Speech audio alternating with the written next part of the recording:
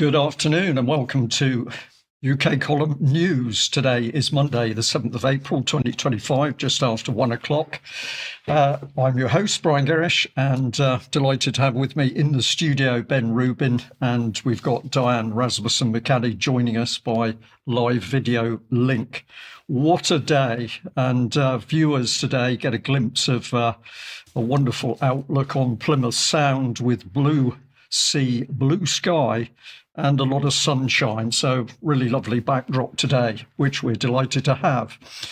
Now, we're going to get started right away with a subject we've talked about before, which is the rapidly approaching state crackdown on free speech. And this is something that if we don't tackle this properly, then UK column itself is under grave threat, because there is no doubt the agenda is for the British state to control all press and media. Over to you, Ben. Thank you, Brian. Hey, everyone. And we're going to pick up on a theme that we were exploring last week, and actually not just last week, we talk about this all the time, and it is the audacious takeover of the national, regional and local news through philanthropic funding, government intervention, and an overbearing and increasingly censorious media regulator. Last week, we were looking at this report from Demos, Epistemic Security 2029, Fortifying the UK's Information Supply Chain to Tackle the Democratic Emergency. Too long, didn't read it. Basically, they want more powers to censor you. The Online Safety Act is not enough, and they want more powers, and we're going to explore that with specific reference to something that they call news deserts, interestingly, which is a term that emerged in this report. We're going to look at where that's come from. So if we go back to that and jump to page 30, which is about boosting our domestic information supply chain, specifically section 4B. I know you all went and downloaded this, so if you've got it in front of you, you can go and read it. So 4B provides targeted funding to stimulate a new era of vibrant local news in what they call news deserts. That's what this is about. And the recommendation is for central government to provide a funding package blended with other sources of funding, e.g. from philanthropists and big tech funds, to help stimulate a new era of vibrant local news starting at £50 million a year and focusing on what they describe as news deserts, right? So we've got these news deserts all around the UK, and in order to fill them, to bring them back to life, philanthropists, the government and big tech have got to come together and inject a load of money into this. I wonder if any of that will be coming in our direction. I'm not sure. It comes from this organisation. This is based on some work done by Public Interest News Foundation, who work very closely with Demos. They're referenced 3 times in the report, and we're going to look at them and what they're all about. So this is their website. They've been around for 5 years. And obviously, they're a non-profit, non-partisan, purely altruistic organisation focused on the public interest. And what does public interest news mean? I think it's important for us to define this, given it's what we're talking about here. Going to read this whole thing out, actually. Maybe we'll dwell on each of these points. So public interest news is news and other information which is produced and disseminated to the public according to high standards of ethical conduct and best practice in journalism, and which provides one or more of the following benefits to the public. First one, informs members of the public about matters of relevance to their role and responsibilities as citizens. Yeah? So this is what you've got to do, citizen. Yeah. Second point, enables members of local communities to become aware of and understand matters of common concern to them as members of their community, and which promotes their involvement and cooperation in such matters and community cohesion accordingly. Yeah, so you've got to know what you got to do, and you've got to be cooperative with it. And you've got to do it, otherwise you're going to be in trouble. So this is direct control of communities and individuals by the government. Absolutely. Right. Third point, enables members of the public to participate in an informed manner in relevant democratic processes. So I'm thinking maybe citizens' assemblies are lurking behind this, and as a result, supports the legitimacy of the democratic process as a whole. That's an important one there. Fourth point, benefits the public by promoting charitable educational outcomes, such as improving public understanding of health and medical matters, like pandemics, I guess. So this is you're going to be told what you need to believe. And if you don't believe the official narrative, you're going to be in trouble. Absolutely. All the conservation of the environment. So that's the climate agenda. Pandemics and climate in that fourth point. Final point, specifically excludes material which is simply entertaining in nature, like UK column, we're just entertainment, or politically motivated, biased or inaccurate, so no disinformation, or which fails to observe a person's right to privacy, right? So those things aren't public interest news. And apparently, according to Public Interest News Foundation, there are deserts all around the country of public interest news. And they've built this quite impressive interactive map you can go and look at. And they've collated across the whole country where they see deserts, spaces where there is no reliable information for communities to access. And one of those, actually, interesting, I'm going to look at Plymouth. I thought we should look at PL1, see what's going on PL1. And bear in mind, they've looked at all media. Yeah, this is an extraordinarily in-depth study, right? So we've got 2-3 media organisations in Plymouth, Plymouth Chronicle, Plymouth Herald, funded by UK government. Yeah, look at the bottom left. This is funded by the UK government. But what's happening in Plympton? There's nothing happening in Plympton. It's quite amazing. But we're seeing in Plympton now, Brian. Why are we not on the map? Because we're not giving the right news. No, it's because we're simply entertainment purposes, aren't we? We're not serious, right? So apparently, no UK column. There's no UK column on your interactive map public interest news. The government clearly didn't pay you enough money. So anyway, what else are they up to other than looking at news deserts? Well, importantly, how to fill them. And they were commissioned by this other organisation, the Local News Commission, which is actually just the same people. Basically, they always do this. They set up a new independent thing, but it's all the same people in the background. But this Local News Commission popped up towards the end of last year, drawing on deep expertise from UK civil society, politics, trade unions and business to shape media policy. They commissioned this report, and within it, they look at the current state of media. Right. So this is the media ecosystem they've mapped out. Go download the report, by the way. We will always provide links to these things. You should go and read them yourself. And this is what they call democracy in danger. Right. And you can see the key, the different coloured arrows represent unhealthy for red, weak for yellow, or healthy for green. And if they're thicker, that means higher engagement.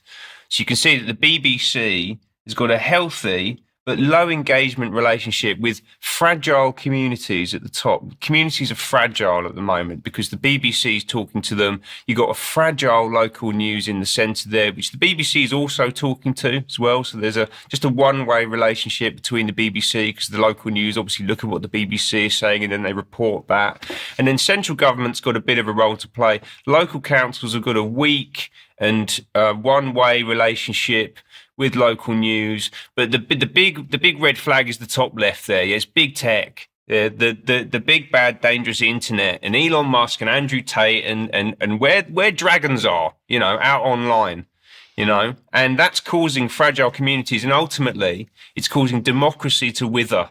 If you see there in the top right hand corner, democracy is withering. Right, and we've got to fix this. How are we going to fix it? We're going to move to this model.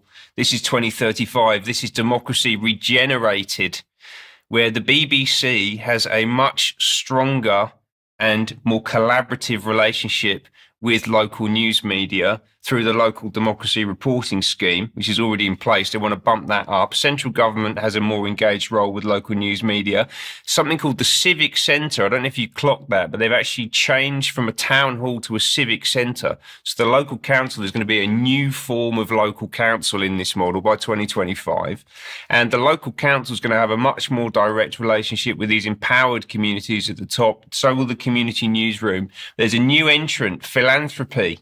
Yeah. Centre left, There's going to be a lot of money and a lot of influence coming into this ecosystem from philanthropy, rich people, right? This is money and power colluding with each other in order to take control of the media ecosystem, in order to, as they see it, empower communities so that democracy might flourish, right? What could possibly go wrong? And the big tech ecosystem has been tamed, yeah? We can see that it's now been regulated and restrained and is much more trustworthy. Ultimately, my comment on this, Ben, is of course the moment you let local councils loose with news, all that's simply going to come out is more of the mainstream political propaganda, because of course local councils are now highly politicised. They only follow the lead from the controlling party. So if it's a Labour council, it's going to be Labour propaganda, and if it's a Conservative council, it's going to be Conservative propaganda. So this is immensely dangerous.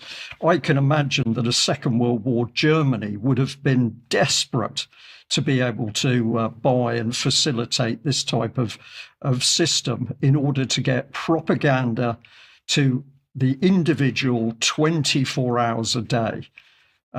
This is really serious stuff, and people need to understand, if this architecture comes into place, free speech in this country absolutely gone. Completely. And guess who funded this report? So who funds Public Interest News Foundation? Just to be absolutely on the button about this. So Ben Goldsmith, Jimmy Goldsmith's son. So he's in the philanthropy bucket. DCMS, so like the Department for Culture, Media and Sport, have funded this report, this organisation. The European Media and Information Fund, Joseph Rowntree Charitable Trust, Luminate, which is Daniel Sachs Foundation, they've got money in there, Open Societies, Paul Hamlin, all the usual suspects basically, the NHS, because obviously we need to pay attention to public health information. That was in the definition of public interest media, wasn't it, right? So that's who's pushing this. Yeah, so government and philanthropy want more involvement in media, so they funded a report to make that exact recommendation. It's a bit circular, isn't it? Who's behind Public Interest News Foundation? Some of the individuals. So we got Julius Weinberg, he's the chair, former chair of Ofsted, interestingly, for a number of years. Polly Curtis from Demos, she's the deputy chair of this organisation. So Demos uses Public Interest News Foundation as an external source of recommendations to put into its report, but actually the person who runs Demos is on the board of the Public Interest News Foundation. It's all a bit incestuous, isn't it? Who else? Richard Scorer. This is a fascinating one, right? So he's a solicitor, and he ran the independent inquiries, public inquiries into child sexual abuse, the Manchester Arena bombing, the COVID-19 inquiry, the Thirlwall inquiry, which is Lucy Letby, and the inquiry into the death of Dawn Sturgis, which is the Novichok issue. So that man there, Scorer, is basically one of the primary representatives of establishment narrative around some of the most controversial issues that have happened in the past 20 years. And he's on the trustee board of this organisation wanting to control local news media. Isn't that a bit odd? Not if your agenda is total control, state control of all media and press. Yeah, Ben. Quite. Okay, so these are the trustees. So these are non-execs, essentially. Let's have a look at a few of the exec team. Again, go and look at the website yourself. First one, Jonathan Hayward. He is the executive director, former editor of the Fabian Review. Yeah, that's his big claim to fame. So Fabian's right in the mix. He's also a leadership fellow at St George's House in Windsor, so nestled up right next to the royal family. Jaldeep Katwala, he's the network manager, former BBC, Channel 4, UN, you get the picture. And then the guy on the end there is a fascinating one, Samir Padania. So he's involved with Open Society Foundations, the Wellcome Trust, with Nesta, and also the International Fund for Public Interest Media that I spoke about a month ago, I think it was, where Mark Thompson is on the board, right? So this is a local news, but he's linked right up into the stratosphere in the global ecosystem around this.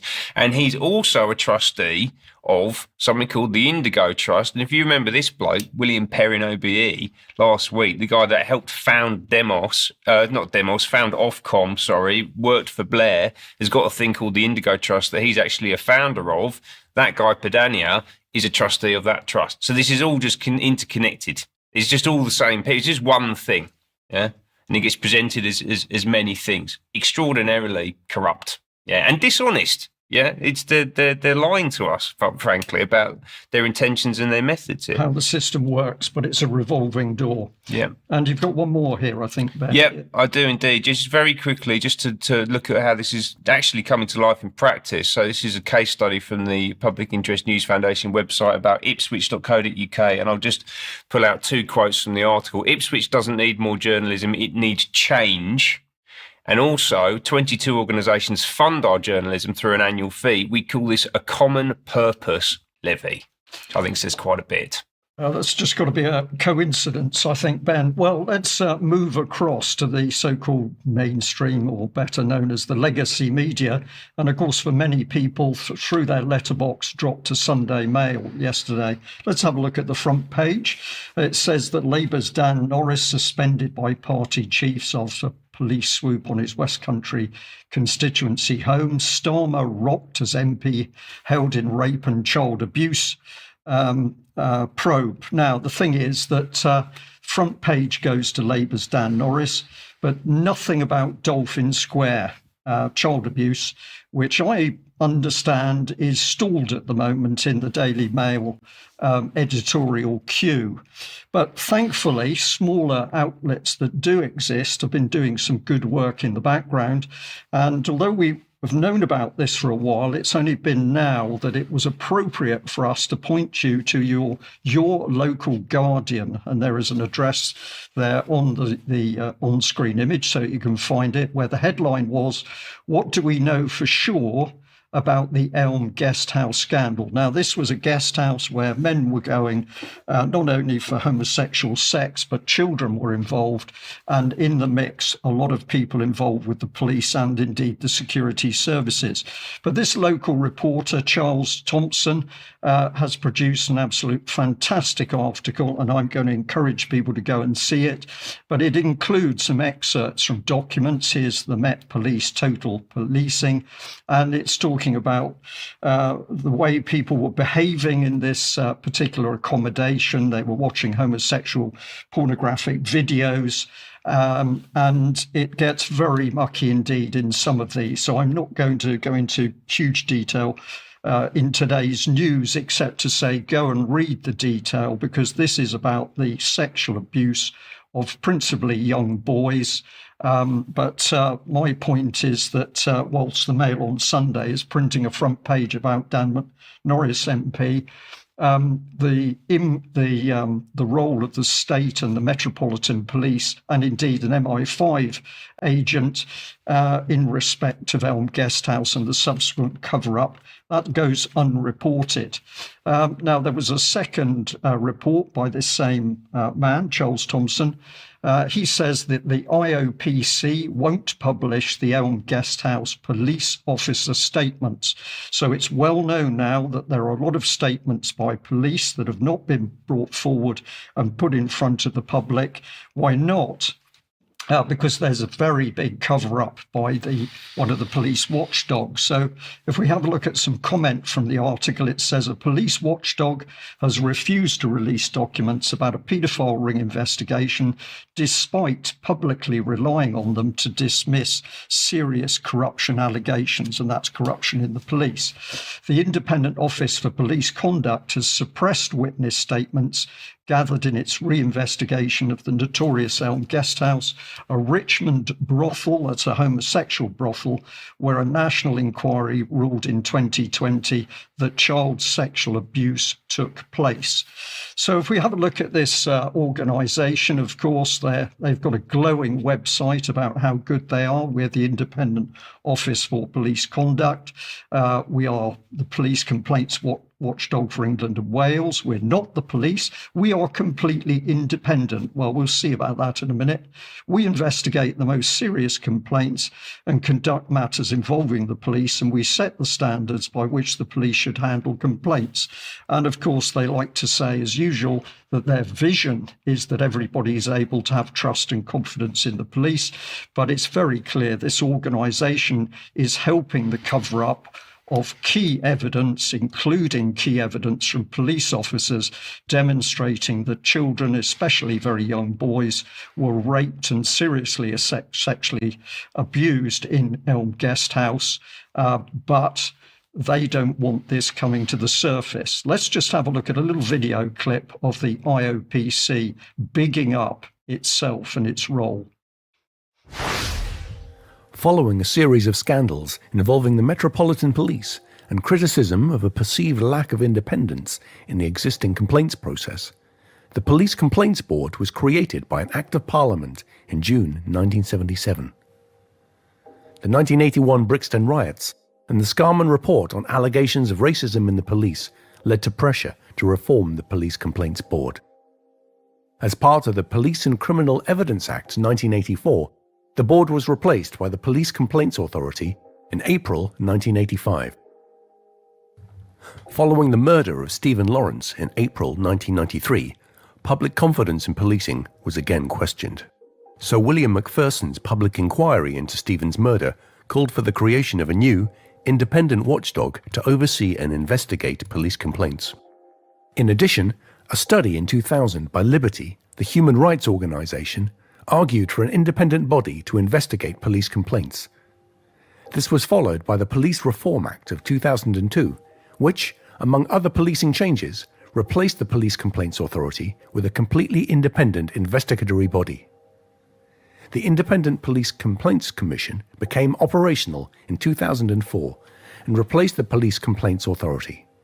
It had greater powers and its own team of investigators to probe the most serious incidents. The IPCC had doubled in size between 2013 and 2018, and structural changes were needed to better suit a much expanded organisation. In January 2018, the IPCC became the Independent Office for Police Conduct. In 2020, the police complaint system was reformed to make it simpler and more effective. The IOPC received new powers, including the ability to investigate without a referral from a police force. A greater emphasis was placed on taking the learning from complaints to help improve policing practice overall. So a mind-blowing little video and, of course, music or a throbbing beat in the background to destroy your brain as you watch it.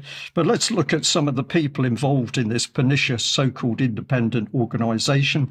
The person I'll focus in on is Rachel Watson, who was appointed Director General of the organisation in April 2024. Independent, Ben, if we have a look at what they say about themselves, that Rachel has significant public service experience, having worked in the heart of government for more than 20 years. This includes a decade working at the Home Office, where she was policing director for 5 years. So somebody who has been part of the system that has failed is then brought forward to so-called the police in their failings to date. This can't be accidental. Now, in the UK column event on Saturday, when we were talking about the deep state and indeed the failings of the deep state, one of the points that I made to the audience was effectively that our security services keep telling us they're listening to us to keep us safe. But if we start to look at the agencies themselves and what their key people do, we learn something rather different. So this is from the Secret Intelligence Service website, where they're talking about Sir Richard Moore, the 17th so-called C. What he has to say is that he's there to help preserve the rules-based international system. So they didn't know anything about the widespread abuse of children, including in Elm Guest House, where personnel from MI5 were reported at the time as being present. They simply didn't know any of this was going on.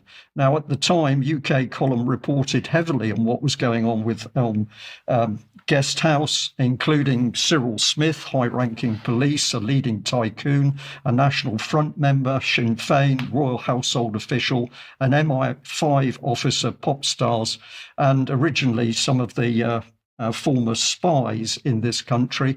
And the other thing we pointed out is that people warning about this abuse were ultimately threatened by special branch. So I'm going to say this is a big thing in the background and it is coming to the surface.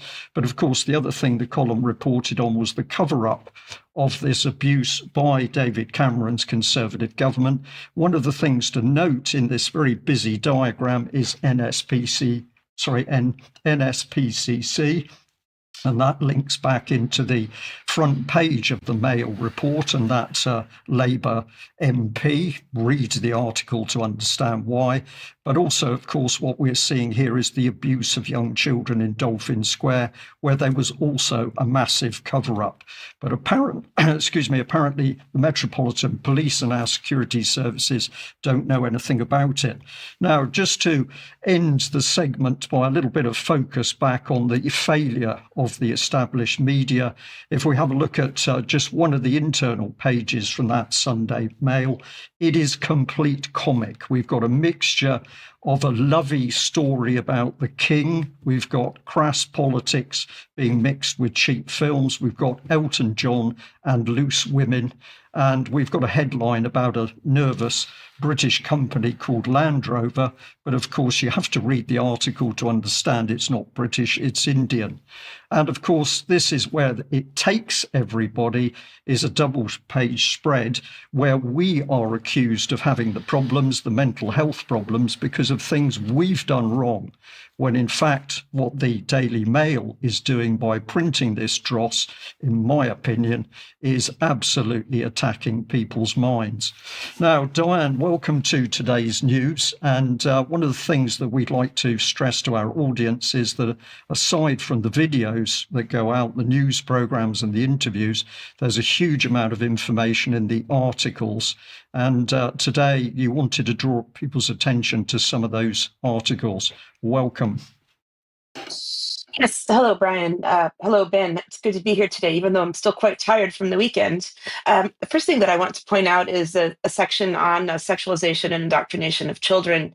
And I'll be going through some other articles and some other reporting that we've been doing in our written articles later in the news. But as the sort of the new editor for written material on the UK Column website, I do want to say that there's quite a bit out there going back years and years, well before we were even producing videos and interviews.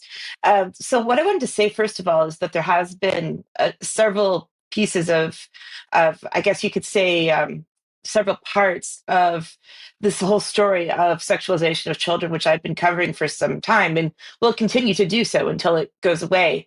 And one of these that we've put out most recently has included, for example, articles from Martin Edwards on what he calls education subjugation, particularly focusing on Wales and Hugh McCarthy in Northern Ireland. Now, of course, these all line up together because they are all following the same globalist policy, which I'm going to talk about here in just a minute. Hugh's three-part series is called What They Didn't Want to Hear, the Continued Sexualization of Our Children. Part one of the series considered the wider issues affecting education. What is education for exactly? And what we're seeing more and more in the schools is that they're going away from teaching subjects such as geography, maths, reading, and going into social emotional learning, sexualization of children, like I said, and all about feelings, all about relationships, all about these things that are not the things that we would think children should be learning, and how to do things and how to learn things and how to think. So that was part one. Part two considered the promotion of gender ideology. And in this one, he went specifically into globalist policies, particularly from the World Health Organization. And so we're seeing from the WHO that they're telling us what children around the world must be taught. And just to quote a little bit from the article, which quotes directly from the policy, is that their approach to sexuality and children is summed up by this statement, which is in the policy documents. A child is understood to be a sexual being from the beginning. The guidance that's given for children ages 6 to 9 recommends a curriculum content which includes sexual intercourse, gender orientation, sexual behavior of young people, enjoyment and pleasure when touching one's body, including masturbation and orgasm. For ages 9 to 12, the content includes, again, pleasure, masturbation, orgasm, how to enjoy sexuality in an appropriate way, their first sexual experience, so for ages 9 to 12. Part 3 summarizes parental rights, and in Northern Ireland in particular, they're a bit fortunate because it's in their law within their devolved nation that parents have the right to say what does not go into the curriculum. We don't have that right explicitly in the other 3 devolved nations in the UK. And he asked a question in this article that parents frequently ask, which is, how did we get to this point in the first place? And I would argue that it goes back to, again, that right now the globalist policy that they're saying all over the world we should be doing this. To think about, I want to go a little bit deeper into what he covered in part 3, which is kind of the background to what we call gender affirming care, or as some people I've seen say even more directly, genital affirming care rather than gender. And if we go back to a professor called Tiala, she is an adolescent psychiatrist at Tampere University in Finland.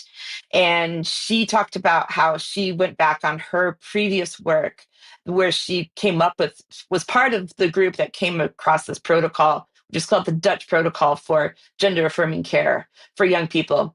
So what she said in just a couple of years ago, she said that she knows now gender affirming care is dangerous. I know because I helped pioneer it. My country and others found that there's no solid evidence supporting the medical transitioning of young people. And this, of course, goes along with the CAS review in the UK, which came directly as a commissioned report from the NHS in England. And a lot of people are still saying it's transphobic and so on. But what's happening is that what Hugh points out is that the previous work is now dated, that it's based on research that is out of date, it's flawed, has problems, and countries around the world and clinicians and so on, and the parents who are letting their children mutilate their bodies before they even turn 16 or 18 years old is based on research that is no longer in date. It goes back to, for example, the 2011 paper, which was in the Child and Adolescent Psychiatric Clinics of North America journal. And this goes into this Dutch protocol saying that in the Netherlands, gender dysphoric adolescents may be eligible for puberty suppression at age 12, hormone treatment at age 16, cross-sex hormone treatment, and gender reassignment surgery at 18. And it goes through the various steps from the psychological interventions all the way up to the medical mutilation, do you want to say that, of children's bodies, and how these steps go through. And that was back in 2011.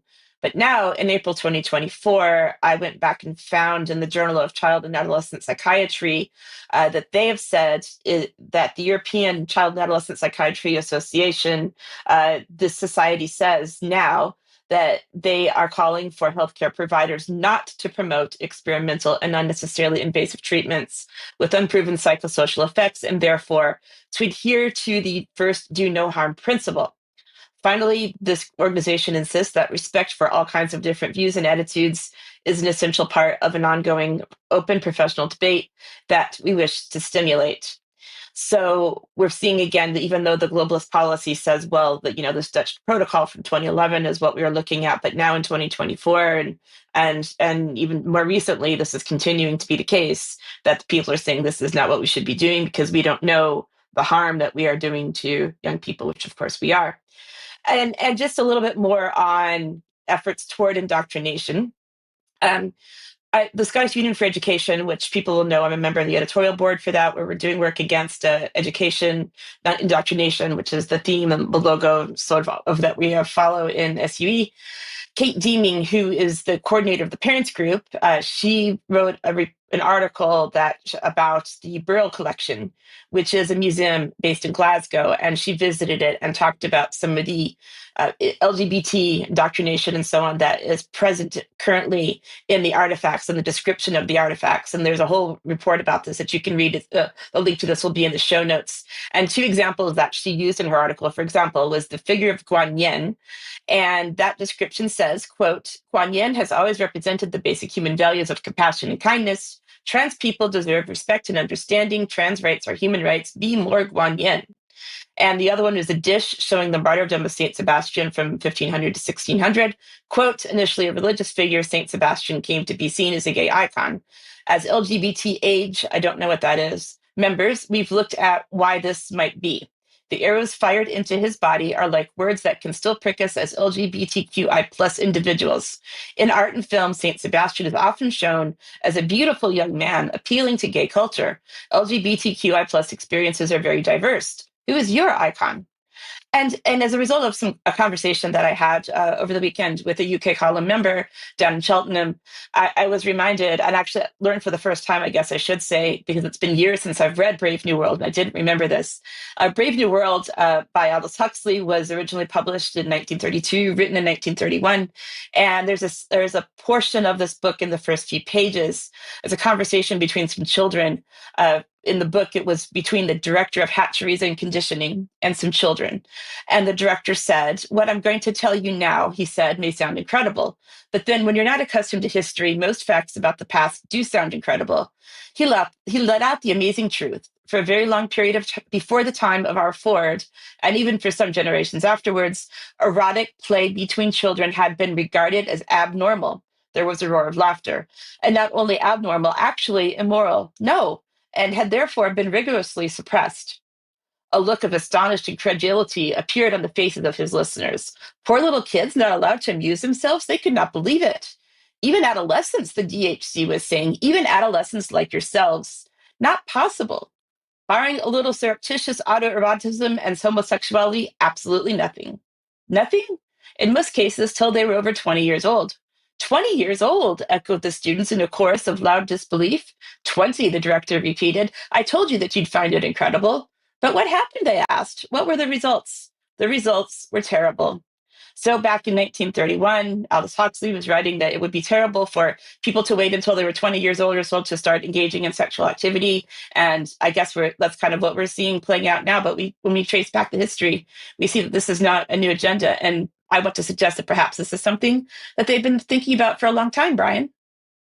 Diane, thank you very much for that. And I think that's a very astute statement that there's lots of clues if we go back in time, but we're in the age we are and we have to fight the battle in the time 2025.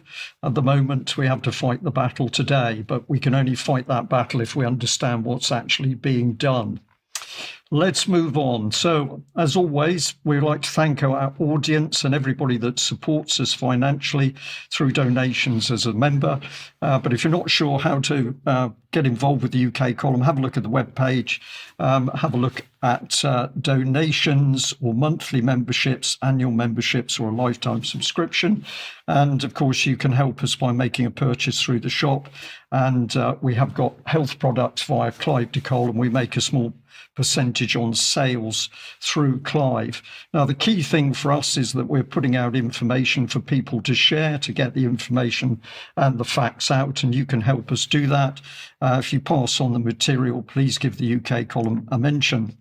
Now, tomorrow, we've got a fantastic interview, which Charles Mallet did with Jonathan Marshall, Thinking with Your Heart. This is essentially about fighting the anti-nature agenda. And that's Tuesday, the 8th of April at 1 o'clock. And I know it's a really interesting interview, and hawks and horses come into it. So there's a lot to this. And if you need a bit of relaxation in understanding what's happening, that is probably one of the interviews to have a look at. Now, we're delighted to be able to say that today we have a little report from our weekend conference, the Deep State, that took place in Cheltenham. It was a fantastic day. We enjoyed it. Everybody who spoke to us said they enjoyed it. And my goodness, some fantastic speakers. Let's have a look at this video report, thanks to Gemma Cooper and the media team that were with us. From the moment the doors opened, the atmosphere was buzzing. More than 300 people had travelled to Cheltenham to hear UK Column's take on the Deep State. Some had even travelled as far as Australia and the United States to hear what our speakers had to say. Delegates enjoyed tea, coffee, snacks and socialising before settling into their seats for a day of mind-blowing information. Our speakers didn't disappoint. It was one truth bomb after another. First up was activist and campaigner Raja Mir. He kicked off with an explosive exposé about institutionalised corruption. He got a standing ovation.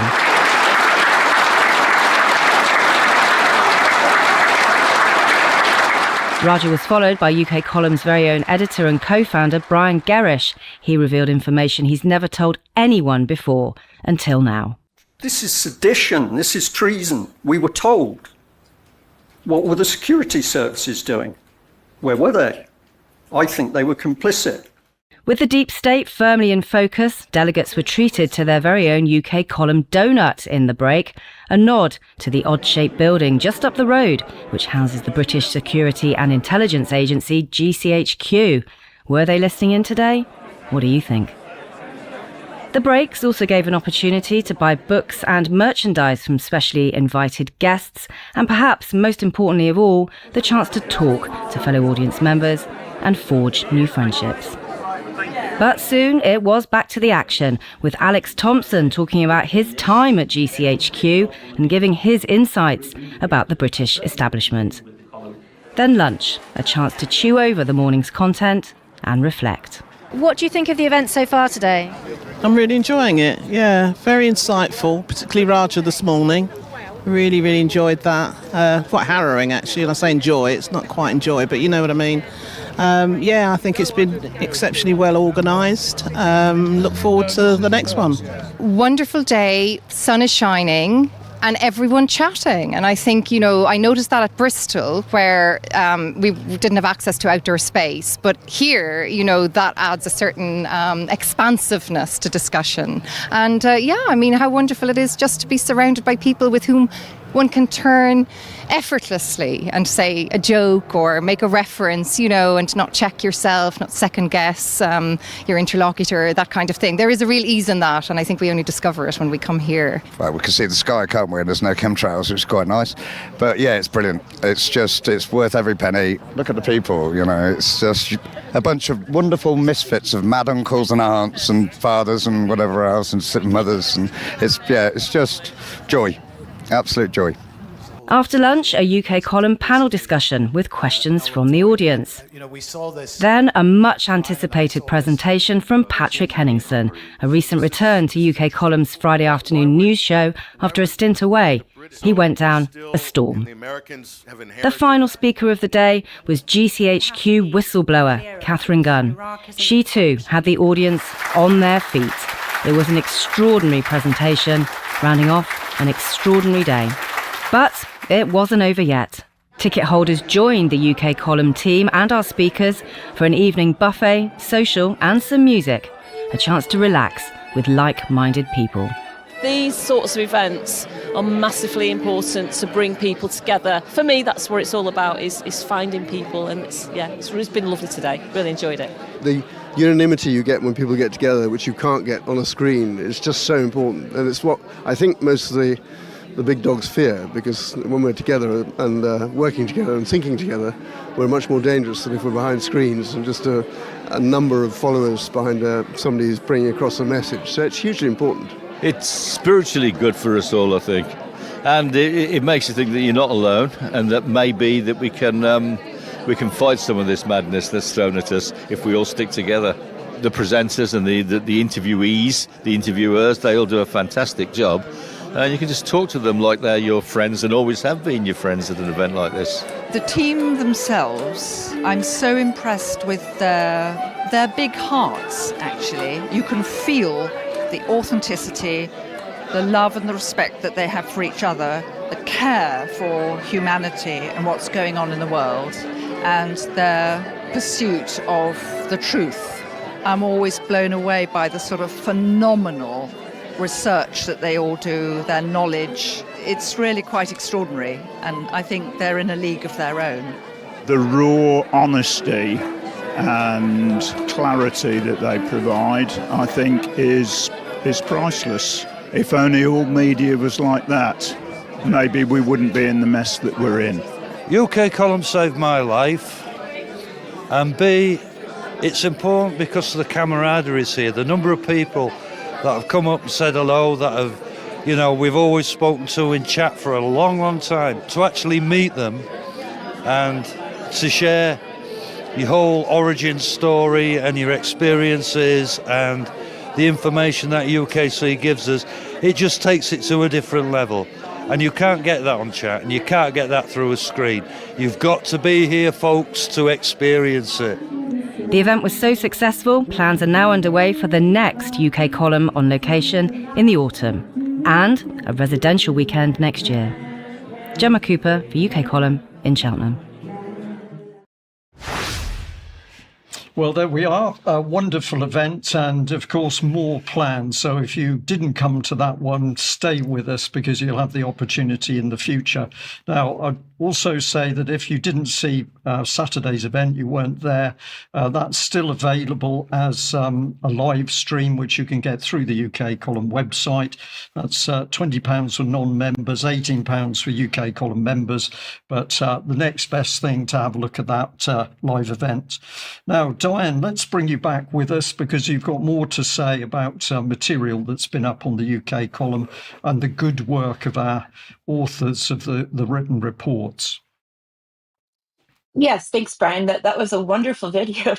I'm kind of overwhelmed by the compliments that we just received in that video. I've just seen it for the first time. That was amazing. But I also want to make sure that, again, because I'm working with so many wonderful authors that are giving us a lot of written content for our website as well, to make sure that all of these are highlighted, and also because I have some additional information to add for another article that was published recently, because it's a real pleasure for me as the editor to be working with our authors when they're topics that I know about and can maybe make suggestions, although, of course, we're a completely free speech platform when it comes to their work. But I do want to mention just as well, since I've taken over in February, that we have published several written articles that you can find if you search the UK Column website, and we'll provide some links as well in the show notes. And these range all the way from replacement migration, written by Simon Elmer, which is actually a republication of part of his own book that he published before this was in the UK Column website. We have an article from Mark Anderson about Guernsey, the tiny island that beat the big bankers for 20 years of monetary freedom. We have articles from Charles Mallet, including farmers' protests the wrong target, as an earlier one. Another article called COVID Vaccines and New Mechanisms of Serious Pathology by Dr. Mike Williams. An article about Mark Carney, who's the new technocratic globalist Prime Minister of Canada. Post-Democracy in Germany, about the constitutional crisis happening in Germany. That's by Jobst Landgräbe. We have another article by Charles called The Church of England in the Room with Big Tech. And the one that is just from a couple of days ago, The Evolution of the Serial Chemical Weapons Narrative and the Road to Gauta. That's part 2 of a chemical weapons, a narrative series by Dr. Piers Robinson. And finally, the one that I want to focus on is one by Martin Edwards called The Great Transition and NGO Alliances, Charting a Course Towards the Rocks of Net Zero. And the reason that I want to talk about this one is because there is a lot of information in this article, but there is also some information that I want to provide that kind of contextualizes what he's done with it and where it can potentially go the further you dig deeper. And this is what I think we're so good at UK Column, not just me, obviously, but all of us, that we go deeper than the typical media. And even articles and videos that sometimes viewers send to us from other non-mainstream sources, even if they are alternative or independent sources, I would have to say that a lot of them I personally wouldn't use in my own reporting because they don't go that far into the depths that we go into to kind of figure out where things actually come from, and to look at the original sources as well. So actually looking at policy documents, and we are able to stay away from all of the sensationalism and all of the, oh, look at this is really scary and exciting, because we're going to actual sources and no one can dispute us, even if they try to. So in this article by Martin Edwards, he talks about the Planetary Health Alliance as an organization, which is, quote, a consortium of over 480 universities, non-governmental organizations, research institutes, and government entities from 80 plus countries around the world. And I'm just going to read a couple of bits from this article so that you can see where I'm going to with this. Its origins can be traced to 2015, when the Rockefeller Foundation and Lancet Commission, which is the Lancet, which is a medical journal working with the Rockefeller Foundation on planetary health, published a report called Safeguarding Human Health in the Anthropocene Epoch in the Lancet Journal. It defines Anthropocene, if you don't know this word already. If you do know it, that's great. If you don't, you need to catch up on your globalist terminology. It is a proposed name for a new geological epoch demarcated as the time when human activities began to have a substantial global effect on the Earth's systems. In the executive summary of this report, the authors talk about the Sustainable Development Goals, and they say that reasons for hope include the advent of the SDGs and the post-2015 development agenda, which provide an important opportunity to address these trends and to tackle health, social, environmental challenges in integrated ways. the part that's really interesting and what really got me going as not just an editor, but as a reporter, it discusses 4 alternative scenarios of future development that exemplify alternative worlds that might emerge from the present. The first 2 scenarios represent an evolution of conventional worldviews. For example, market forces exemplifies market-centered growth or oriented globalization, whereas policy reform tells of a government-led redirection of growth towards sustainability goals.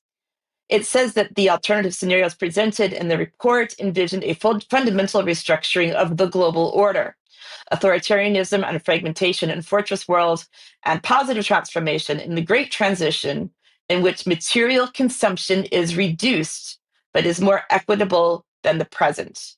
And another report, which is shorter, that talks about this great transition scenario, the future scenario of the great transition, can be found in a report from October 2021 from the Planetary Health Meeting. They met in Sao Paulo, and while the rest of us were locked up under COVID restrictions, they decided to go to Sao Paulo and talk about the planet. And they said at that time, they called this fundamental shift in how we live on Earth the Great Transition. Achieving this will require rapid and deep structural changes across most dimensions of human activity, including how we produce and consume food, energy, manufactured goods, how we construct and live in our cities, and how we consider and measure growth, progress, and development, and govern ourselves. It will take practitioners, scholars, and policymakers across every dimension of human activity working together. Now, the reason that was interesting was because they concluded their report talking about how else it's going to help us achieve the Great Transition. And when I saw that, I remembered a report that I did back in September 2024 about the United Nations Summit of the Future.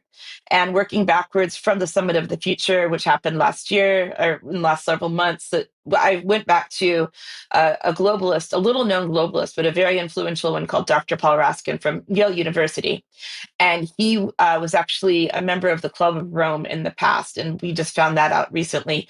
I want to go back and play a couple of clips to show where this came from, because the reports that were highlighted in Martin's report didn't really mention Paul Raskin, but he's the one, and his organization called the Tellus Institute was the one that did this. So my question is, are the globalists plagiarizing each other essentially? But let's play my clip that I showed back in September on the news first, please.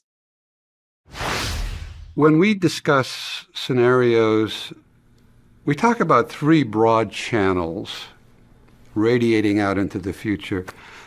One we call conventional worlds, basically an evolutionary sequence of events despite hiccups like the current meltdown, that the basic paradigm and values persist into the future. The second channel is barbarization, in which markets and policies are unable to cope with the crises, and the chaos and social disruption and the environmental deterioration that is induced by conventional worlds.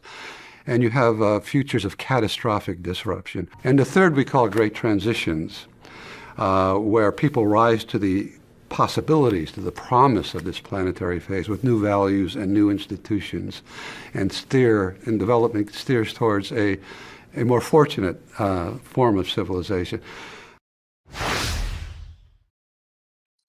So he wrote a book in the Tellus Institute, I guess, really wrote a book that was published in 2016 called Journey to Earthland, in which he further sort of developed these ideas about the Great Transition. And what he says is that global consciousness, cultural experimentation, popular struggles for peace, justice, and sustainability urge a great transition. Which tendency will dominate? So we have these different scenarios that we can choose from. And he said that the Great Transition, after a period of gestation, could rapidly unfold in a whirlwind of change. As dominant norms lose their sway and system elements and structures begin to crack, the revolutionary moment will have survived. If well prepared, oppositional and visionary movements can influence the anatomy of the kind of earthland that emerges from the tumult.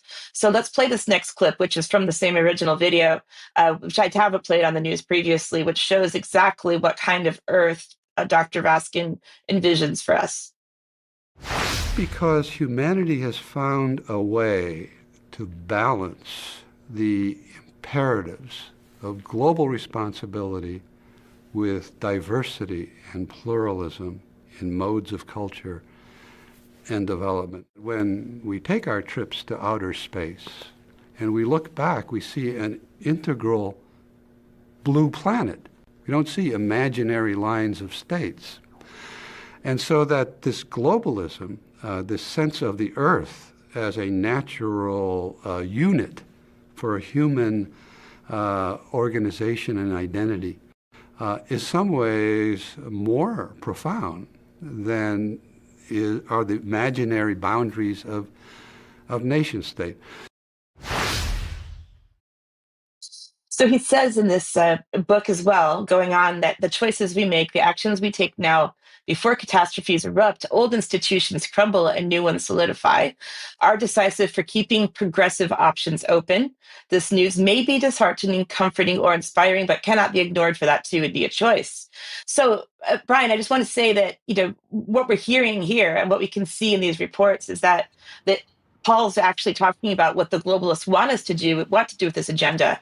We talk about this constantly on the news, which is their ultimate goal, which is to destroy the nation state and have Earth be a big sort of blue and green blob of existence. We've talked about this frequently on UK Com, will continue to do so. But my point here is that if people want to go deeper into what we report on, a lot of this will be available in the written articles, which we simply just don't have time to do when we publish videos and news broadcasts for 3 hours a week. But if you want more depth, you can always go into this amazing archive that we have of written reports. Diane, thank you very much for that. An excellent point. Huge amount of material on the UK Column website, and we use it ourselves as an archive very often. When we are reporting today, we go and look at what we were saying 10, 15 years ago.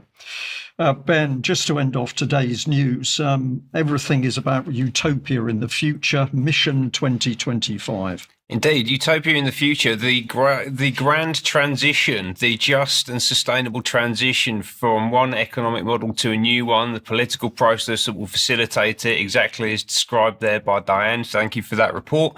But I think they might be in trouble. And let's start off by looking at what they're up to with Mission 2025. The UN climate conference COP29 is taking place this week in Azerbaijan.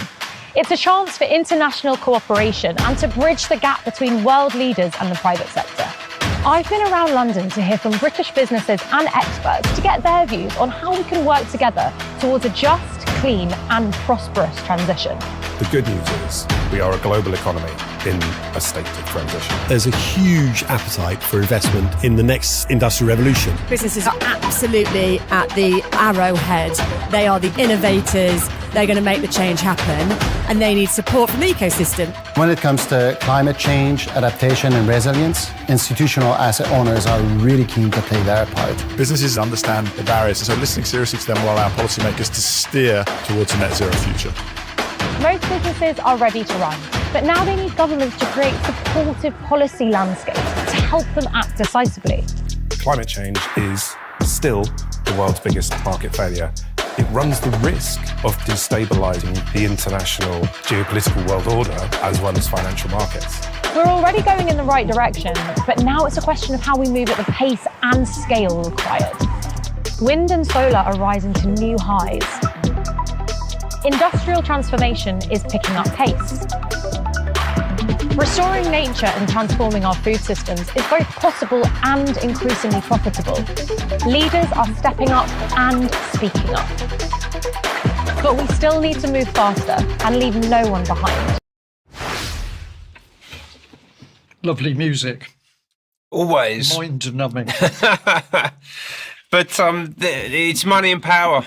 Power and money, they're super keen to invest in the next industrial revolution. This is a multi-trillion global marketplace. The City of London's lined up behind it, and they want power, the policymakers, to enable this program. That's what's happening internationally. And as I said, I think they're in trouble. I'll come on to that in a minute. The first thing is to note who's actually leading this. So this lady in the centre there, that's Christiana Figueres. She is involved in something called Global Optimism, and she's one of the main voices in the climate movement, involved with the World Bank and the UN, and recently was at the Palace, which we can see here, to receive a DBE. She's a dame now, right? So this is, as ever, linked very closely into the British establishment. You can get a bit more background on her, and I recommend that you do by going to look at this article. So this is who exactly is Christiana Figueres. This is on the Winter Oak website. We'll provide a link to it. And she's leading this out on behalf of these people, right? This is the partner list on the Mission 25 website. And we can see in here some familiar names. You've got C40 Cities, so we've got Sadiq Khan in there. We've got the Bezos Earth Fund. We've got E3G based in London, which is like the global hub of all the new blueprints for the transition and new economy they want us to move towards. IKEA, a bunch of corporate money. And we can see Planetary Guardians, that's Paul Pullman and the B team. And then the Club of Rome pop up, right? So this is exactly what Paul Raskin was just talking about earlier. And this is the actual mechanics of how this marketplace is delivering this transition. It's how they're driving this thing forward. And this is the partnership that you're constantly talking about, Ben. And I'll just say, caught my eye at the bottom of the screen as it was scrolling up there, but you've got Unilever next to the University of Exeter. Now, obviously, that's just a coincidence that they're there, but universities next to global big business, nothing to worry about, apparently. No, absolutely not. And Systemic also who are in the mix. Now, they issued, that film was put out at COP back in November. They just issued this back in January. This is the Global Mutirão. Mutirão is a Brazilian term, which is a community coming together to work on a shared task. And this is just a really neat piece of communication that I think sums up what they're doing, but also where they're at. And there's some hope in here for me. So they're saying that the darkest hour comes before dawn. A new economy is rising, but we are at the center of this new economy. Our needs, aspirations, and potential. When they say we, they mean them. Yeah, it's not us. This is the partner list that we just looked at. If you read what these people put out, every now and again, they betray exactly what they're up to. We're at the center of this new economy. Yeah, that's what they're saying, yeah? And the power structure that's going to enable it. What do they need to deliver? They've got to accelerate our energy and industrial revolution, protect our abundant natural world, ensure our futures are financed. So all of this is about money. They're obsessed with this thing called climate finance. And importantly, this final slide, this is what gives me hope, how we must respond. We got to end infighting. Yeah, this is like an internal communication thing that they've put out. I don't know if they expect other people to read this stuff, right? But apparently they need to stop attacking allies and embrace different paths towards a shared vision. They all hate each other. Yeah, this is corporate politics. You've got people who've come up through the system by being ruthless and taking other people out, and now they're turning on each other. Right? I think that they're struggling to implement their plans. It says upgrade our tactics. We've got to stop broadcasting and start building a movement. So this is less about media, more about on the ground. Tailor our message, stop ignoring the audience and focus on what truly matters to people. And unfortunately, what matters to people has got nothing to do with the economic, technological and political transition that they're trying to force us into. Yeah. Right. That's it, Ben. I think we need to stop there for today's news. We're always short of time because there is so much happening, but each UK column news, we try and get out as much as we possibly can to the audience. So let's end it there. Huge thank you to everybody who's joined us today, wherever you are in the world. We're very grateful of your support, and the more viewers we get, the stronger UK column becomes. Now, I just want to point out that Saturday's event was wonderful. We're going to look to have another one in the autumn, and next year is our 20th anniversary as UK Column News, and we're going to look to have a special weekend event, so stay with us for all of that. And my last comment is, yes, we did invite the director of GCHQ to come and enjoy the day on her doorstep, but unfortunately she was much too busy to attend and actually discuss her work with the wider public. A great shame. Let's leave it there. For members of the UK Column, stay with us because we'll have UK Column Extra in just a few minutes. Bye-bye.